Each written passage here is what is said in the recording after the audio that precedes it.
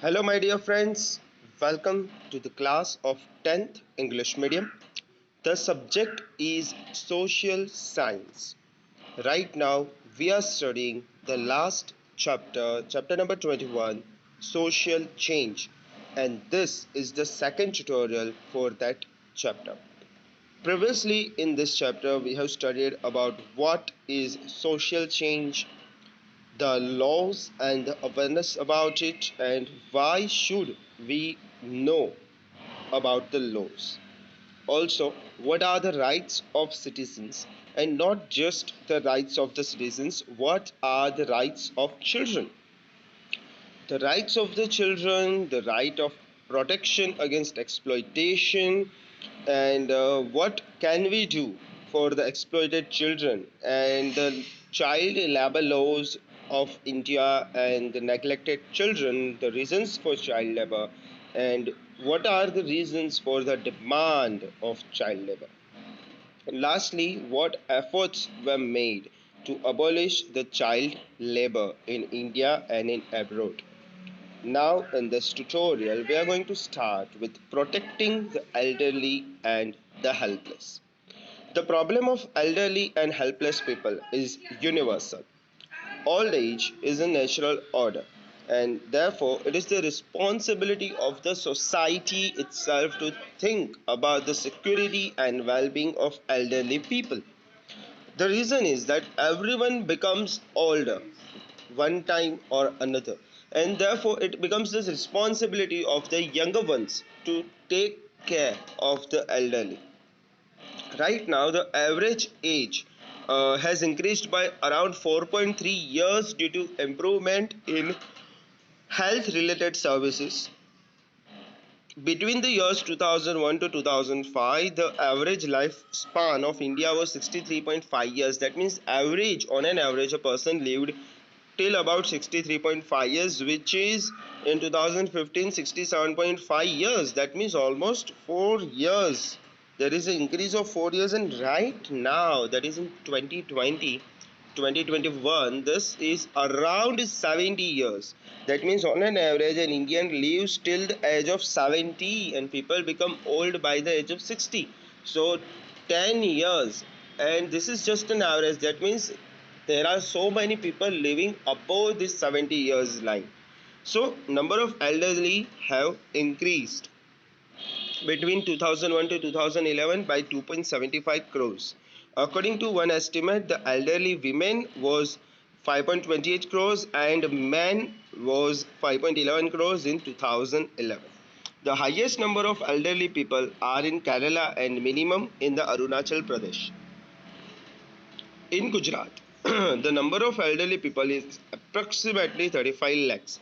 All of this data is from 2011 census. The current census 2021, we don't know whether it will be conducted or not.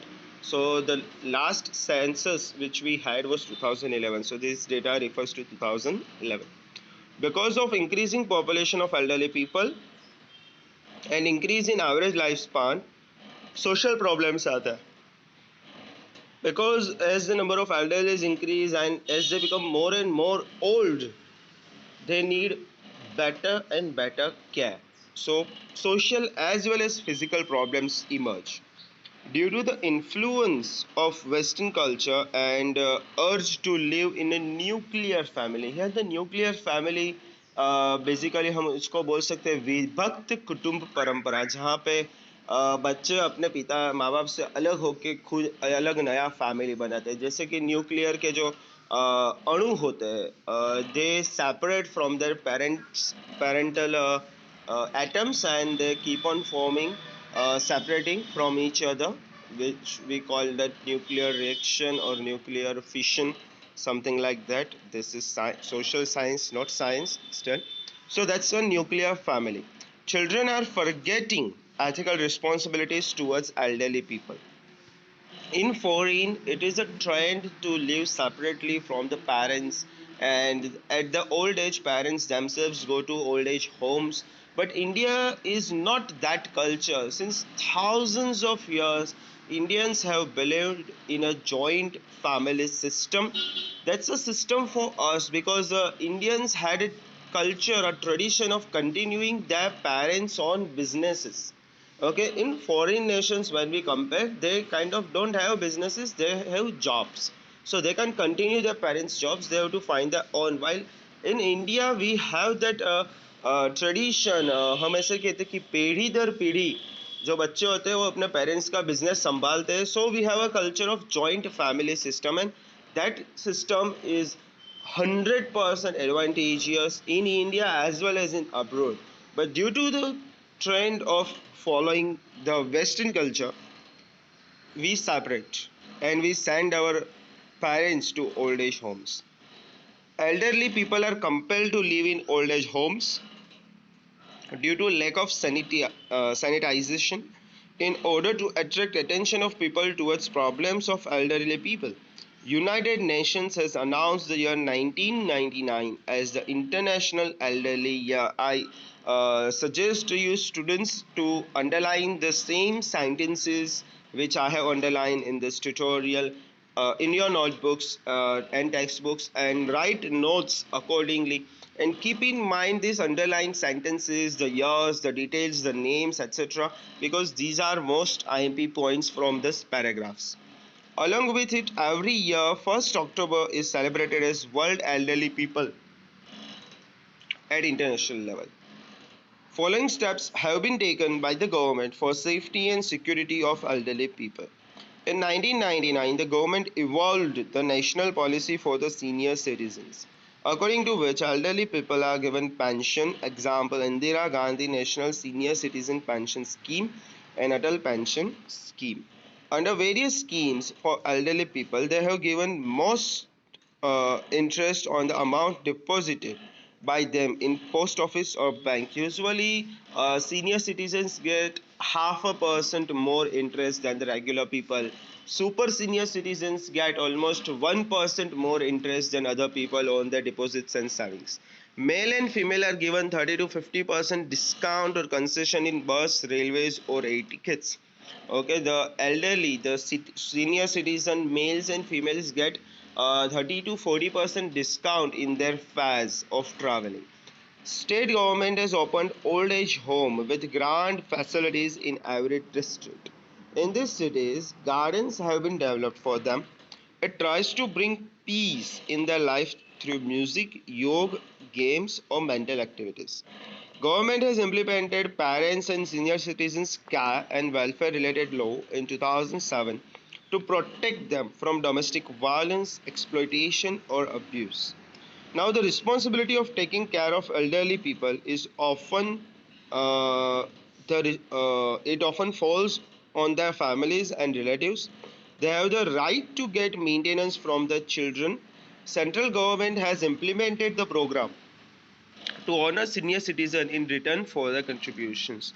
So elderly people have the legal right to get care, maintenance, and livelihood from their children, because children always dependent on their elders till they become young or independent. So now it's their turn to take care of their elderly. Okay, it's a normal uh, we can say it's a normal circle of life. Why we are not following that, I don't know. Antisocial activities, such an individual or group activity or behavior which is against rules proposed by laws in the society, is called antisocial activities. Now, individual or group activity or behavior which is against rules of society or laws of government is called antisocial activity.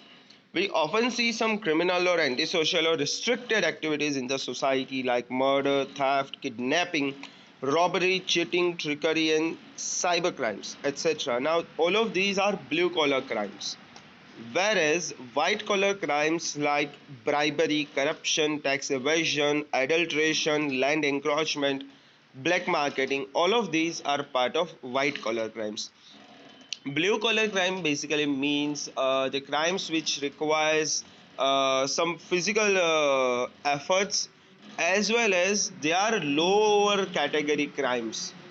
Okay, they are like coercive crimes or they require too much violence, so they are blue collar crimes, while white collar crimes are kind of they are higher standard crimes. They are sophisticated crimes where only the money is involved. They don't kidnap or they don't murder or they don't force someone. They kind of just use money to get the things done, and that's called white collar crimes. Corruption. Corruption is a global problem according to the definition given by World Bank. Corruption means the misuse of the public position for personal benefits. So, according to this definition, it doesn't mean that corruption only involves money. It means whatever position you have, using that position for your personal benefits. So, even if you take your relative and put your relative into a favorable position without due qualifications, that's corruption. Okay, so corruption is that much simple, and we just think okay, giving bribes is corruption. No, okay, it's not that. Using your connections for your own gain is also a part of a corruption.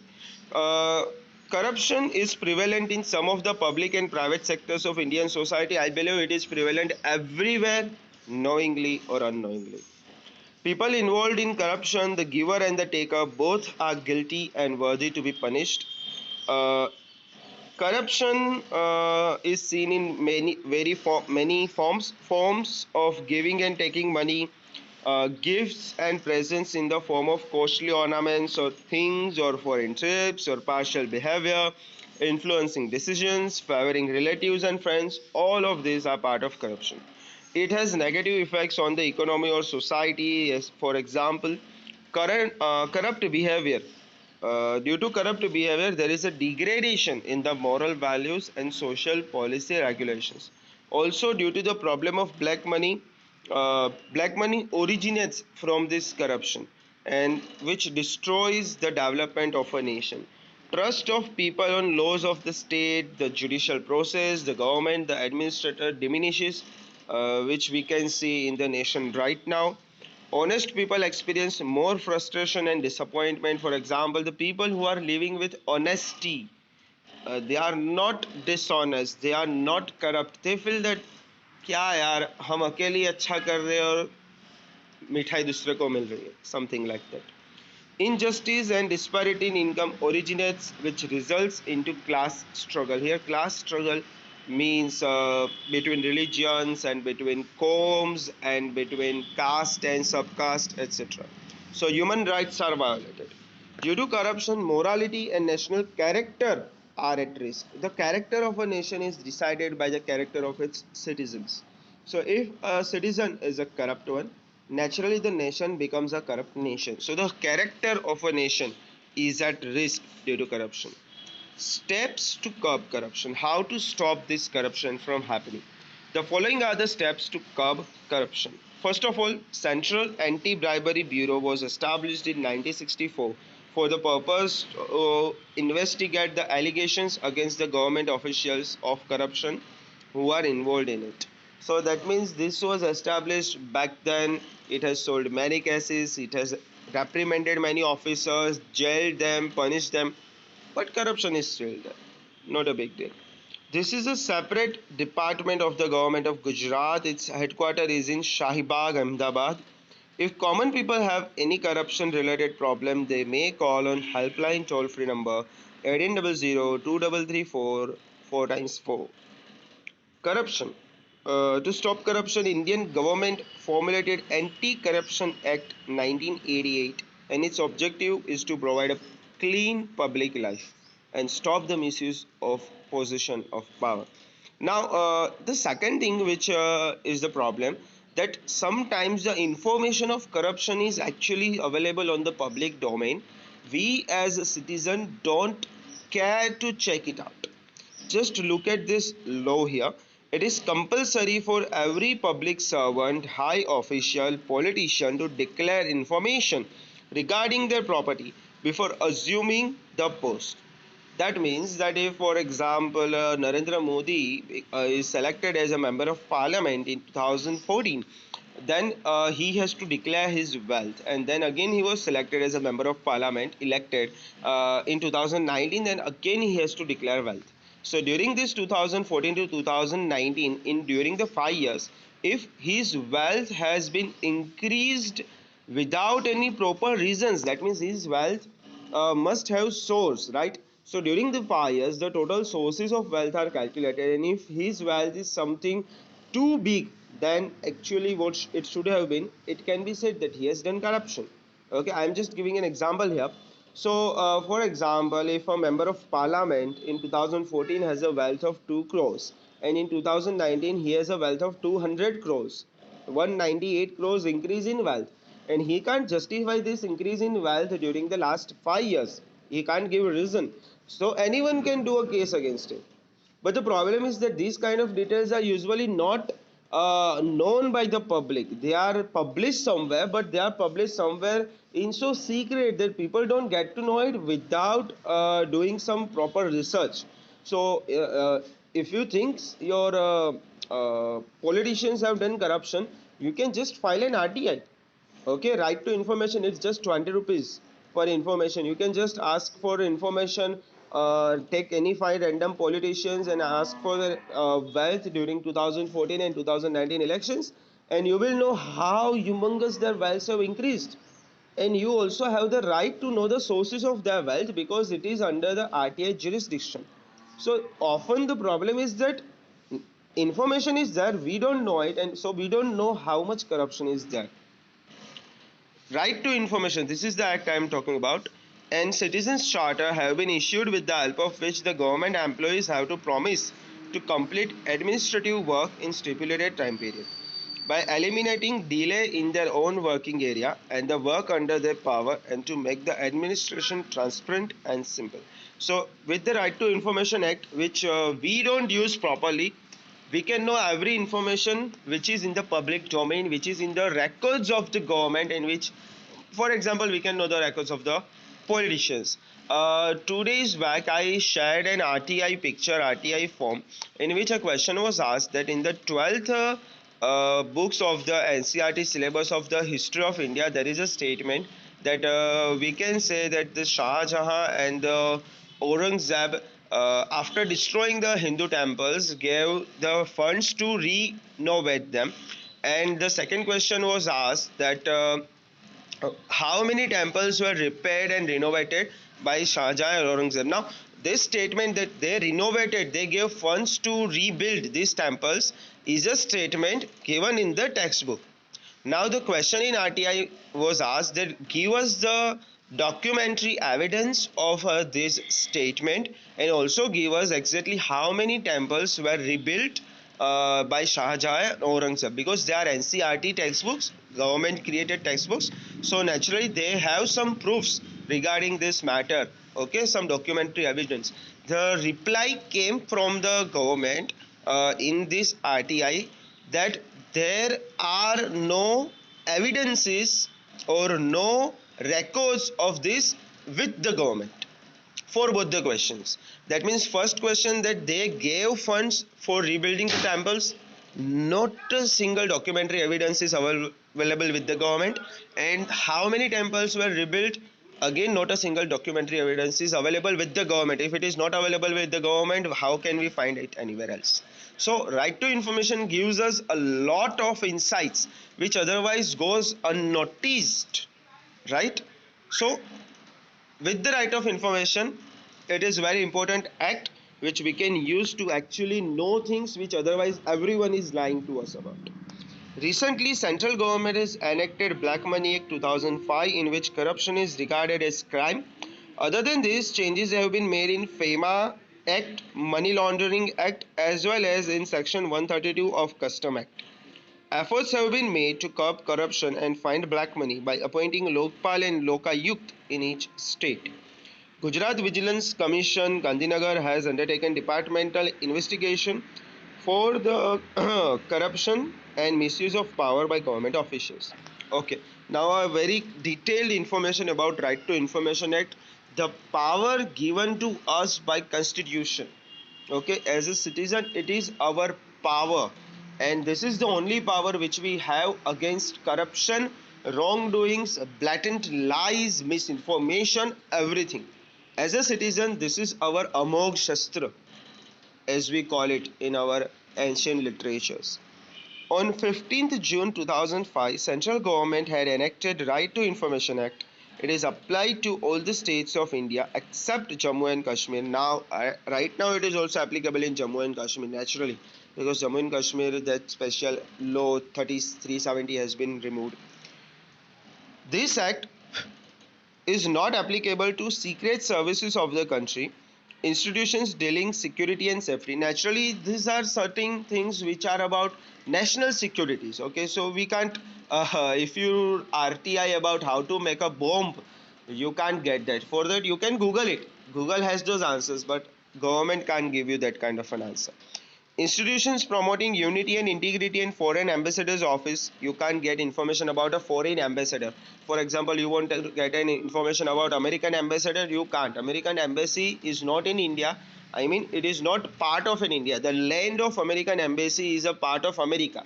The land of Russian embassy is part of Russia. It is not part of India. So you can't get information about that.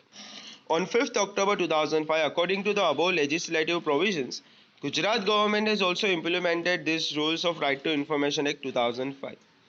The base of this legislative has been to acquire transparent, clean, simple and quick administrative operations and to seek public cooperation in it.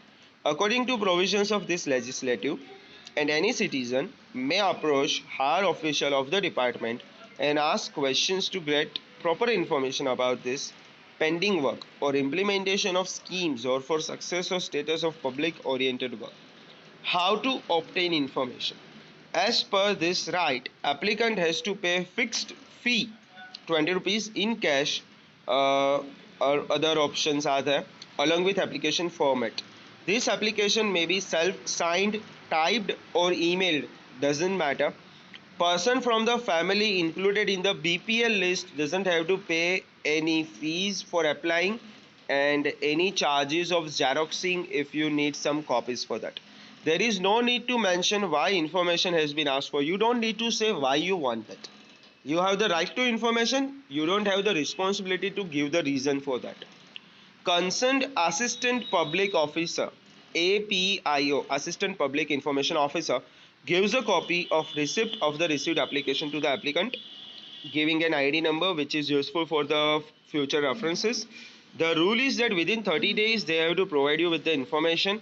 If they refuse to give you information or cannot provide you with information without any satisfactory results, then what you can do is that you can appeal to public information officer, that is the superior of the APIO, within 30 days.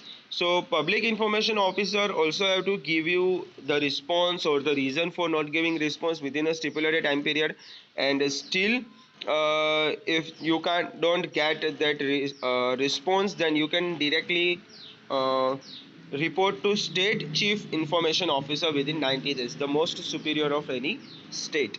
So that way you have the option of getting information, any information you want, which is an official information, which is from the government records. If I suggest you students, try something. Okay, take any topic from our social science textbook. For example, the first chapter we have about the general history of India, the races of India and all that. Take any topic about it and just verify whether it's true or not. Just get the documents. For example, Aryans. Okay, there is a topic in the first chapter of SS about Aryans, and the question is about that Aryans were a Nordic race. Okay, so just RTI that.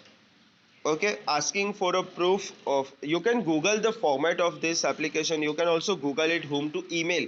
Just you can email that application form directly and you can pay the online. We have Right to Information website for that government, so where you can put forward these questions you have. So just try to RTI it. You will know that many things in our textbooks itself, this SS textbook itself, has no basis, has no proofs at all. But that thing You will know when you RTI it. Provisions for fine. If any information officer refuses to give information without giving reasonable grounds, or hides information with ill intention, or intentionally gives improper or incorrect misleading information, or destroys information, that information can officer can be fined fixed charges per day for delay. For any query, we have special information guidance related to use of Right to Information Act. First time in the country. The helpline is there, 9924085000. Okay, just give a call to this number and ask them about how you can get information or how to apply for Right to Information. It will be fun, it will be informative. Being a social studies students, I believe Right to Information is something which you must know. Okay, it's okay if you forget each and everything from this textbook, but this Right to Information, remember this in your whole lifetime. This is your weapon given to you by the democracy of India, which helps us all the days in working hours except public holidays. In addition to this, civil right letter has been declared, due to which a deadline has been fixed for the solution in the concerned offices, with the help of which status of the application may be inquired. That means you can even know what is the current status of your application, whether it has been responded or not, passed or not, something like that. The Gujarat government has started common service portal on which a citizen may apply online, verify documents, make payments for about 28 services, and may inquire the status of application 24 by 7. Law regarding right to free and compulsory education, that is Right to Education 2009. This has been implemented by central government for children in 2009, and according to this, Gujarat government also implemented something after 3 years on 18th February 2012, law regarding right to free and compulsory education. Why do we need this? According to 86th amendment in Indian constitution, primary education has been made free and compulsory for all the children between 6 to 14. This is a prominent step in the direction of developing human capabilities, because children, if children are educated, naturally they become a responsible and educated adults, and these responsible and educated adults develop nation. So educating child is developing future for India. With the objective of physical, mental and all-round development of children, necessary educational opportunities have been created with also meet the demand of qualitative primary education. Keeping in mind education and health of children, school facilities and physical facilities, specific rules, regulations, norms have been set under this law, and accordingly classroom, laboratory, pure drinking water, electricity, arrangement of midday meal, and quality and qualification of teachers, and standard of recruitment, provision for grant given to the schools have been fixed, which are as follows. So following are the certain rules and regulations set by right to education. Number 1, every child between 6 to 14 should get admission. Children who do not have birth certificate or age proof should also be given admission into the school. No one can refuse them on the basis that they don't have a birth proof. Child may have attained 14 years of age, but if his primary education is still not complete, then he must be given that primary education irrespective of his age, and he should not be chased out of the school. At the time of admission, the age of child should be 6 years, and if no birth proof is there, then just with a statement of parents or affidavit of parents should be enough as a birth proof. If parents say that my child is 6 years, then yes, that child is 6 years, that's enough. All the students should be given admission without discrimination. No kind of capitation fee, admission fee or deposit should be taken. Now don't misunderstand students, this is about government schools, this is not about private schools. Okay, so if you have been taken capitation fees or admission fees or deposits, then you are studying in private schools. It happens. I am talking about government schools. So if you want to study for free, go to government school. They are great actually. For the education of children of 3 to 5 years, revolutionary steps have been taken. First time by taking nursery under the law and making rules for special training of preschool teachers, their courses, curriculum and evaluation. I forgot point number 6. At the time of admission, interview of children or parents should not be taken. It should not admission should not be given on the basis of income or educational qualification capabilities of the parents, and any admission test of parents should not be taken too. Point number 8. According to this act, provision has been made for children of weaker section and backward classes who are interested in studying and the family falls in the category of BPL should be given admission in government recognized private primary schools. Okay, so sometimes government schools don't have enough spaces, so the nearest private primary schools recognized by government should give admission to these students. They should keep 25% students reservation for such students. The fees of them, I think, will be given by the government. School teachers are not allowed to take private tuitions. Now again, this is related to government teachers. They get 50, 60, 1 lakh salary monthly. Okay, think about it. All the underqualified teachers of the school should obtain academic qualification within 5 years. Basically, it means B.Ed degree. Okay, so once you become a teacher under 5 years, you should get that B.Ed degree. Any child who has not completed his primary education cannot be terminated from school until being transferred. So, until the completion of primary education, a student cannot be removed from the school. The fees of ST and SC children are paid by government in the private schools. For the compliance of provisions of this law, tribunal or state council has been made. So if any school are not following these laws, then this council or tribunals can give punishment, give orders, give directives for the purpose of complying with the law. Last topic of this chapter, National Food Security Act 2013, right to food. Now it's important. Every person gets nutritious food for remaining active and for healthy life and procurement of food. This bill was implemented on 5th July 2013 by central government. Remember the dates of the implementation of all the bills, for example, corruption and right to information and right to education and right to food and all that.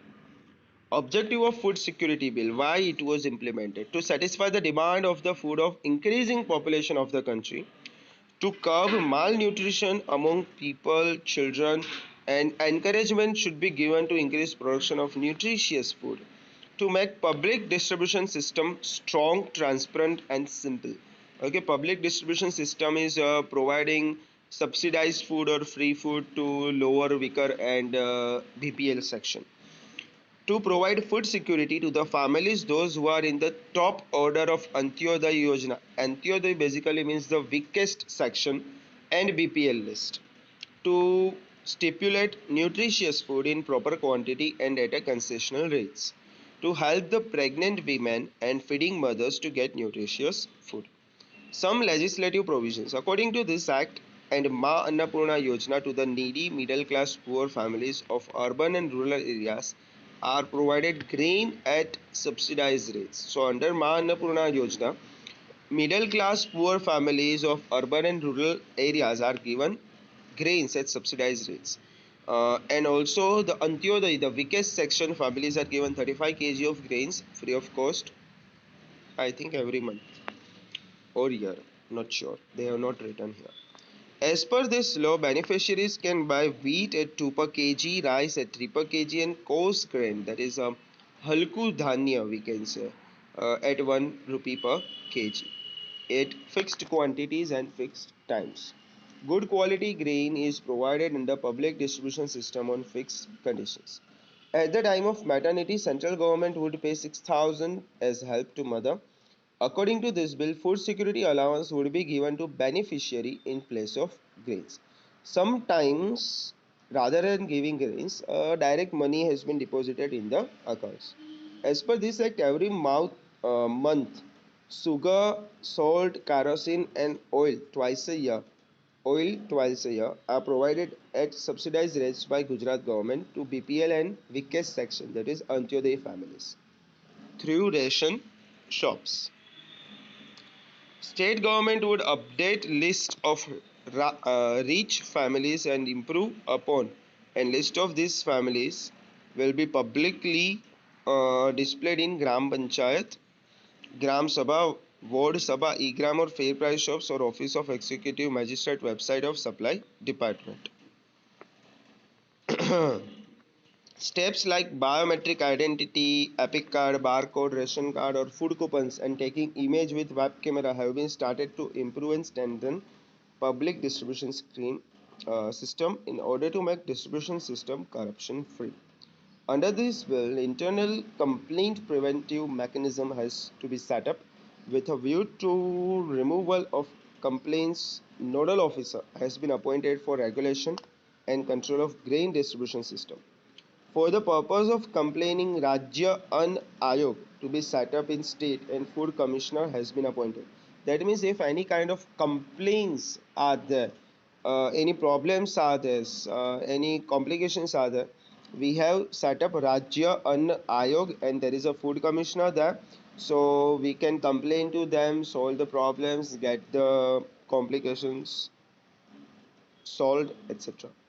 Thus, under various provisions of National Food Safety Act, as per Ma Annapurna Yojana, approximately 3.82 crore needy citizens are provided grains at concession rates. Such type of welfare schemes have been implemented by the state government. So my dear students, with this our chapter has ended.